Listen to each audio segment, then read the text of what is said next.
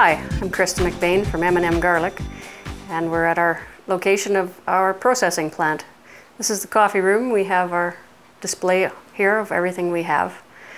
And M&M Garlic came about in 1996. We started growing garlic, and then we started processing it after that in about 2001. Our products are unique because it's all Saskatchewan grown vegetables. We have the Northern Vigor with our vegetables, as in any other vegetables grown in Saskatchewan. Our garlic has been grown down in the States, and they found the garlic grown here had 200% more oil than what they'd actually taken down and replanted down there. I think one of the biggest things is the way people enjoy our products. And they always tell you, and it makes you feel good that way. It's good to hear it right from the first-hand customer that what you're doing is a good thing.